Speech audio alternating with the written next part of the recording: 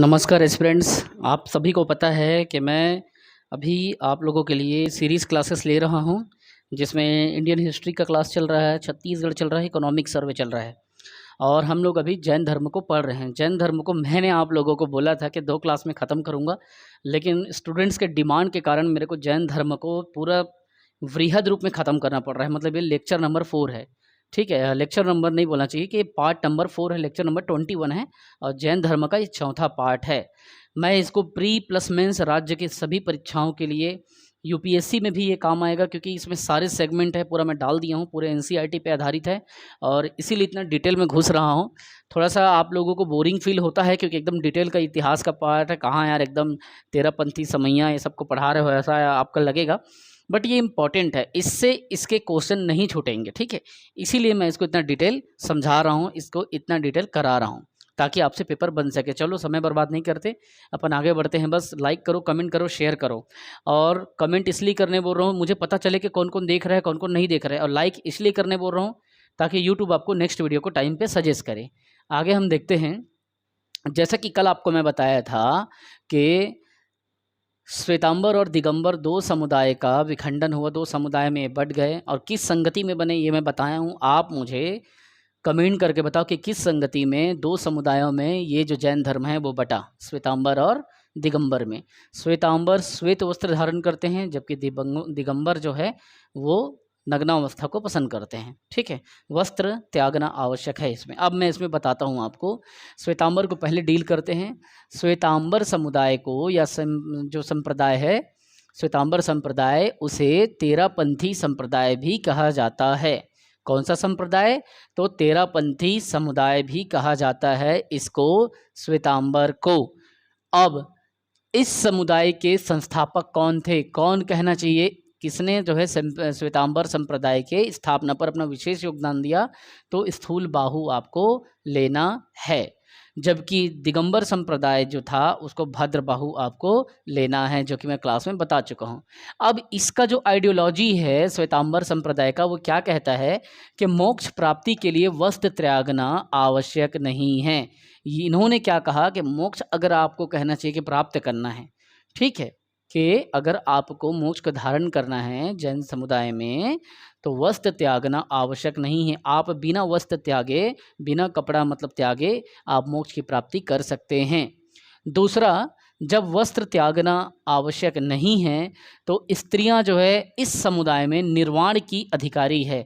इन्होंने कहा कि भाई आपको वस्त्र त्यागना नहीं है, मतलब हम तो अपने नग्नावस्था में है नहीं, तो जो स्त्री समुदाय के लोग हैं, स्त्री जो है माताएं, बेटी, बहन, इनको भी इस संप्रदाय में जुड़ने का अधिकार है, उनको भी अधिकारी बनाया गया है। दूसरा, कैवल्य प्राप्ति के बाद भी भोजन की आवश्यकता होती है। इन्होंने कहा कि हमने कैवल्य प्राप्त कर लिया, तो कैवल्य प्राप्ति के बाद भी जिंदगी जीने के लिए हमें भोजन की आवश्यकता होती है। ये श्वेतांबर संप्रदाय का टैगलाइन है। आगे, अब ये इसकी बातों से ही समझ आ रहा है कि तो वस्त्र मत त्यागो बोल रहा है, स्त्रियां भी, बेटियां भी इसमें शामिल हो सकती है और भोजन की आवश्यकता होती है, मतलब ये जीवन जीने के लिए भोजन जरूरी होता है ना व्यक्ति को। तो ये बोल रहा है कैवल्य प्राप्ति के बाद भी हमको भोजन की जरूरत पड़ती है, इससे हमें कोई समस्या नहीं है बोल रहा है। तो ये पता चलता है कि ये क्या थे? उदारवादी पक्षधर थे। क्या थे? ये उदारवादी संप्रदाय था। तो अगर आपसे पीएससी में पूछा जाए क्या श्वेतांबर संप्रदाय जो है उदारवादी था या कट्टर था या दोनों के बीच का था, तो आपको लेना है उदारवादी। दूसरा, उदारवादी है तो ये भी पता चल रहा है कि श्वेतांबर संप्रदाय नियमों में सुधार के क्या थे? पक्षधर थे। ये हमको कंप्लीट आइडियोलॉजी समझ आ गया और इससे ज़्यादा आपको पढ़ने की ज़रूरत भी नहीं है और पढ़ो भी मत, ठीक। अब इसमें एक बात आता है, इसी श्वेतांबर संप्रदाय से ही स्थानकवादी संप्रदाय का सृजन हुआ। तो स्थानकवादी क्या है सर? स्थानकवादी एक्चुअल में एक श्वेतांबर संप्रदाय का आज के 21 सेंचुरी का, समझ लो सरल भाषा में, आपको समझाने के लिए, केवल 21 नहीं लेना है, पिछले भी लेना है, 20 भी लेना है। तो वर्तमान में सरल भाषा में अगर अब कोई पूछा जाए कि स्थानकवादी संप्रदाय क्या है, स्थानकवादी संप्रदाय जैन समाज के श्वेतांबर संप्रदाय के एक आधुनिक, कहना चाहिए कि उप संप्रदाय है, जो किससे टूट कर बना, जो किससे निकल के जन्मा है, किससे सृजन हुआ है, तो श्वेतांबर संप्रदाय का एक आधुनिक संप्रदाय है, जो मॉडर्न मतलब इसके आइडियोलॉजी को एक्सेप्ट करता है, नियमों में सुधार करो, उदारवादी रहो, इस टाइप की चीज़ों को। तो आधुनिक संप्रदाय जो वर्तमान के चलन में हुआ है, वो ये मानते हैं कि ये मूर्ति पूजा व मंदिर को अस्वीकारते हैं। कौन? स्थानकवादी जो है मूर्ति के पूजा को और मंदिर को अस्वीकारते हैं। दूसरा संप्रदाय हम देखते हैं दिगंबर संप्रदाय। दिगंबर संप्रदाय को किसने चालू किया था? तो भद्रबाहु ने इस संप्रदाय को प्रारंभ कराया था और इसे समैया संप्रदाय भी कहते हैं। अगर आपको पूछा जाए इनमें से किस संप्रदाय को समैया संप्रदाय कहते हैं और 4 नाम दे, तो आप क्या करें? दिगंबर। दिगंबर मतलब निर्वस्त्र जीवन जीने वाले, और इसके संस्थापक कौन थे? भद्रबाहु। मैं कल के क्लास में बता चुका हूँ, 12 साल का काल पड़ा था, ये दक्षिण भारत चले गए थे, ठीक है। और धीरे धीरे जब ये वापस आए 12 साल के बाद मगध पहुँचे तो मतभेद हो गया। और ये मतभेद क्यों हुआ तो आपको बता चुका हूँ, श्वेतांबर और दिगंबर क्यों सृजन हुआ आपको वीडियो में बताया हूँ। आप सीधा आपका कहना चाहिए पार्श्वनाथ के कॉन्सेप्ट को पकड़ना, वो नग्नावस्था को में रहने की बात करते हैं कैवल्य प्राप्ति के लिए। महावीर स्वामी कपड़ा पहनने के लिए बोलते हैं, निर्वस्त्र रहने की जरूरत नहीं करके। अब आगे इसको देखो, दिगंबर जो संप्रदाय है जिसे समैया संप्रदाय कहते हैं, ये मोक्ष प्राप्ति हेतु वस्त्र त्यागना आवश्यक मानते हैं। कौन सा संप्रदाय? मोक्ष की प्राप्ति के लिए वस्त्र के त्यागना को आवश्यक मानते हैं। तो दिगंबर रहेगा तो भी ठीक है, समैया रहेगा तो भी ठीक है। अब इसमें इंपॉर्टेंट बात आता है कि स्त्रियों का निर्वाण संभव नहीं है। भाई स्त्रियों का निर्वाण संभव क्यों नहीं है? इस बेसिक को, इस टेक्निकल शब्द को समझना पड़ेगा। ये एक रीजनिंग है, तर्क शक्ति है। ये बोल रहा है कि मोक्ष प्राप्ति है तो वस्त्र त्यागना पड़ेगा, मतलब नग्नावस्था की बात कर रहा है। कौन? दिगंबर संप्रदाय।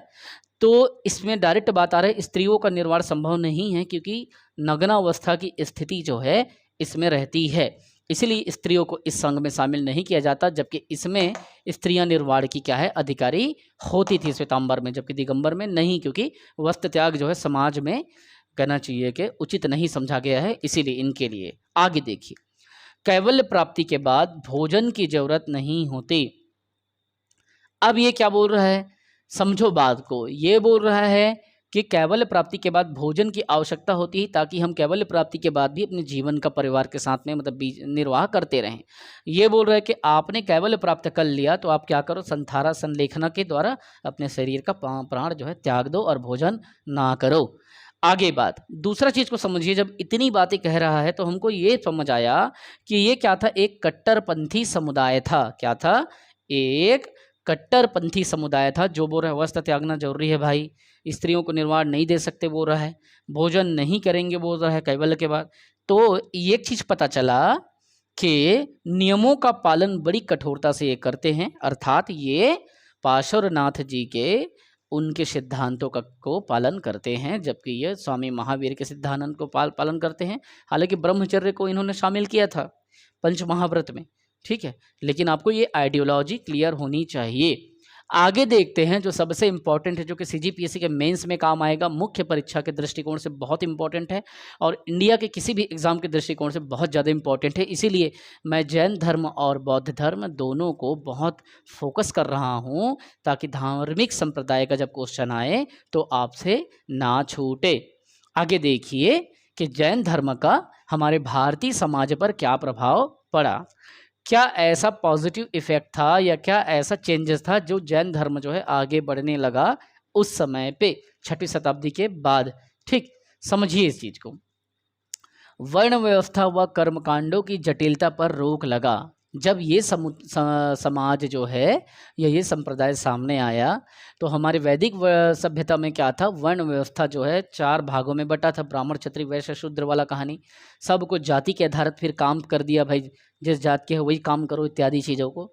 दूसरा कर्मकांड बहुत जटिल था, बहुत ज़्यादा कर्मकांड जो है पूरा यज्ञ होता था, नियम कायदे होते थे, या महिलाओं को मंदिर में प्रवेश नहीं होता था, शिक्षा का अधिकार नहीं था।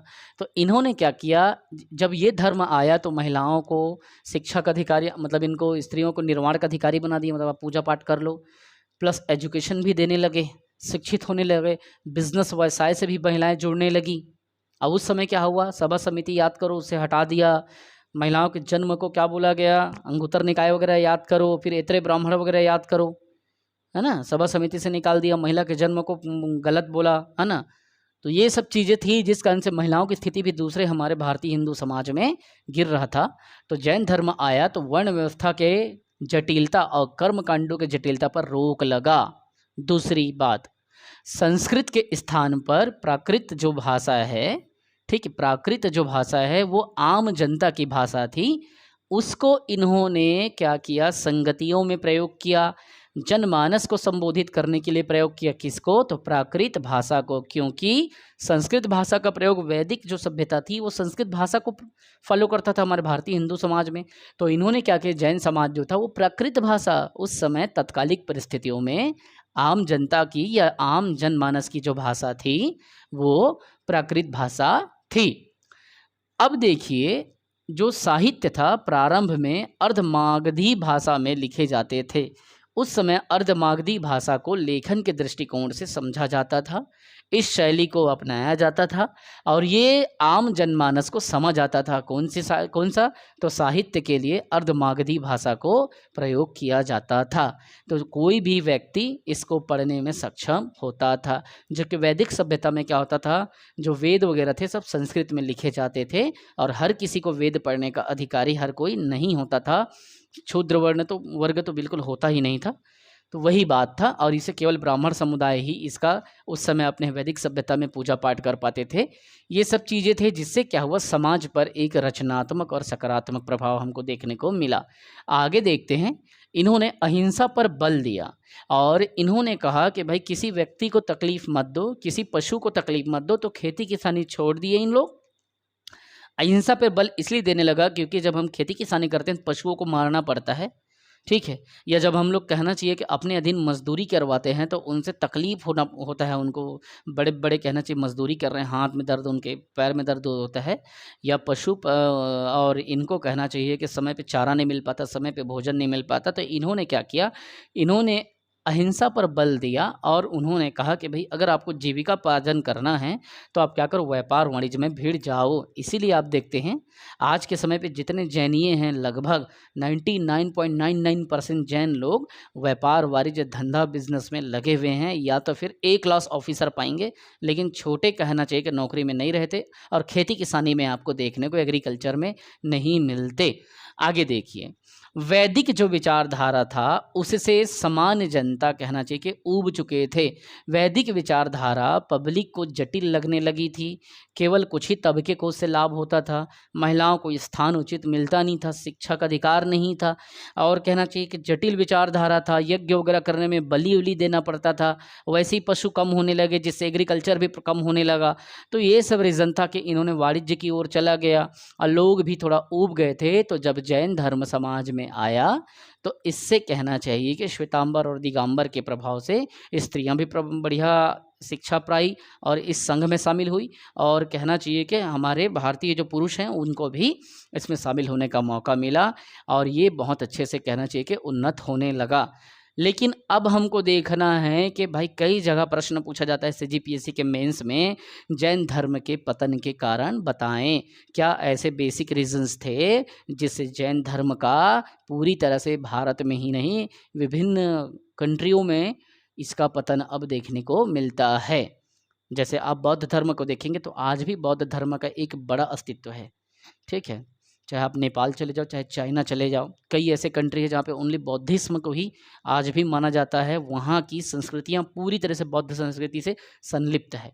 ठीक, उस पे मैं जाऊँगा इस क्लास के बाद। अब आप समझिए कि जैन धर्म के पतन के क्या कारण हो सकते हैं। जब भी हम किसी क्लास को डील करते हैं तो उसके उत्कर्ष को देखेंगे, उसके सोशल इफ़ेक्ट को देखेंगे ही देखेंगे, समाज में क्या पड़ा, लेकिन ये भी देखेंगे कि आज वर्तमान में वो पतन क्यों हो गया। जैसे सिंधु घाटी सभ्यता के पतन का अध्ययन हम किए थे और उत्कर्ष भी देखे थे, ठीक उसी तरीके से जैन धर्म का उत्कर्ष हमने देखा, समाज पर प्रभाव देखा, विभिन्न प्रकार के कॉन्सेप्ट देखा, श्वेतांबर देखा, दिगंबर देखा, तेरापंथी देखा, समैया देखा, सब देखा। अब हम जो देख रहे हैं एक इम्पॉर्टेंट सेगमेंट जैन धर्म का कि ये चौथे क्लास का सार तत्व है क्या, तो जैन धर्म का पतन क्यों हुआ और क्या बेसिक एलिमेंट थे जिसको हम पतन के कारण के रूप में ले सकते हैं। समझिए इस चीज़ को। देखिए, एक तो आत्मपीड़न और कठोर व्रत इसमें होता था। जैसे जैन धर्म के लोग अपने देह को त्याग करते थे, तो संलेखन संथारा बता चुका हूँ, है ना। जब उनको लगता था तो एकांतवास ग्रहण कर लेते थे, बिना खाना खाए उन लोग अपने प्राण को त्याग करते थे, कैवल्य की प्राप्ति कर लेते थे। या अपने बाल वाल को शरीर से निकाल निकाल के तक खुद खींचते हैं और खुद करके अपने शरीर को तकलीफ दे करके वो उत्पीड़न करके वो अपना देह त्याग करते हैं। नदी या समुद्र में ही ऐसे करना चाहिए कि पानी में घुस करके वो अपने प्राण को त्याग करते थे। तो एक तो क्या है, एक तो हो गया आत्म उत्पीड़न या आत्मपीड़न और कठोर व्रत, बहुत कठोर जटिल व्रत इनमें उस समय पे जैनियों में देखने को मिलता था। दूसरा, तपस्या पे बल और जाति व्यवस्था इत्यादि जो चीज़ें थे, समझना अब बात को कि पतन के हुआ। एक तो बहुत ज़्यादा इन लोग कहना चाहिए कठोर व्रत रखते थे, कठोर तपस्या करते थे, और कहना चाहिए कि इसमें जाति व्यवस्था भी इनकी बहुत जटिल हो चुकी थी। इनके बीच में विभिन्न प्रकार के तेरापंथी, समैया जैसे कॉन्सेप्ट सामने आने लगे थे। दूसरा, अहिंसा पर अत्यधिक बल दे दिए थे कि खेती मत करो, कृषि के लिए मतलब गाय को तकलीफ मत हो, भैंस को तकलीफ मत हो, इत्यादि चीज़ें सामान्य जन जो है असहज महसूस करने लगे थे इन सब चीज़ों को। और दर्शन में इनके क्लिष्टता थी, या इनके दर्शन में जो जैन समाज का जो दर्शन है, जब हम दर्शन साहित्य पढ़ेंगे तब मैं आपको बताऊंगा दर्शन क्या होता है। दर्शन सीजीपीएससी के एक सब्जेक्ट है, फिलॉसफी है ना, हम दर्शन अलग से देखेंगे बाद में। तो दर्शन में बहुत क्लिष्टता थी, मतलब बहुत ज़्यादा जटिल दर्शन था इनका, अलग अलग कॉन्सेप्ट था, ठीक है। और उसको हर वर्ग समझ नहीं पाता था, इतना क्लिष्ट था कि केवल जो जैन समाज के मुनि थे वही समझ पाते थे। जैसे स्यादवाद मैं बताऊंगा, है ना, ये दर्शन है इनका जैन समाज का, स्यादवाद, अनेकांतवाद, द्वैतवाद, या इस टाइप के जो कॉन्सेप्ट थे, इतना क्लिष्ट था, इतना कठिन था इनका कि तपस्वी वर्ग ही समझता था। जो इस समाज का तपस्वी वर्ग था केवल वही समझ पाता था। दूसरा, आंतरिक मतभेद भी होने लगा। मैं आपको बताया पहले संगति में ही लोग आंतरिक मतभेद कर दिए, है ना। श्वेतांबर दिगंबर का सृजन हो गया, दो भाग में फूट गए। और प्रारंभ में साहित्य जो है पहले प्राकृत भाषा में लिखा जाता था, बाद में संस्कृत के भाषा में इन लोग लिखना चालू कर दिए। जैनियों लोग प्रारंभ में साहित्य जो था प्राकृत में था, बाद में प्राकृत के बाद इन्होंने क्या किया, प्राकृत के बाद संस्कृत भाषा को धारण कर लिया भाई, जबकि वो तो वैदिक सब भाषा थी। वो लोग वैसे भी कहना चाहिए कि संस्कृत से उब चुके थे, इतना कठिन था, और केवल पुजारी वर्ग जो था, उपाध्याय वर्ग जो पाठक थे, बस वही समझते थे उसको, और इन्होंने भी वही काम कर दिया, ठीक है। बौद्ध धर्म का जैसे विस्तार हुआ, वह ब्राह्मण धर्म का पुनरुत्थान होने लगा, वो भी एक कारण था।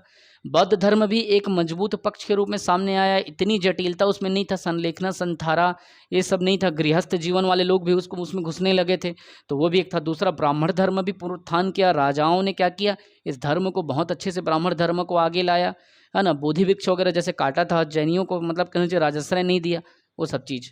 तत्कालिक जो नरेश थे उनका योगदान भी कहना चाहिए कि हमको नहीं मिल पाया, इसके लिए प्रारंभ में तो योगदान दिए, प्रारंभ में तो बढ़िया संरक्षण दिए, फिर बाद में उनके बाद में उनका जब पूर्ववंशज आया तो उन्होंने जैन धर्म पे अच्छा बल नहीं दिया, क्योंकि बहुत ज़्यादा आत्म उत्पीड़न का ये कॉन्सेप्ट था। चंद्रगुप्त मौर्य वगैरह को भूल जाओ, उसके अलावा जो बातें आई, उसके अलावा जो शासक आए उन्होंने उतना योगदान इसमें राजकीय संरक्षण वगैरह नहीं दिया, राजकीय आश्रय प्राप्त नहीं हो सका। और इसमें सबसे बड़ा जो कहना चाहिए, विदेशों में ये इसीलिए ज़्यादा चल नहीं पाया, इसमें धर्म प्रचारक का अभाव होने लगा। जैसे कि बौद्ध धर्म में कहना चाहिए कि संघमित्रा वगैरह का कॉन्सेप्ट आता है। महेंद्र और संघमित्रा उसके जो बच्चे थे, इन लोग अशोक के बच्चे लोग वहाँ जाकर के श्रीलंका जाके प्रचार वचार कर रहे थे।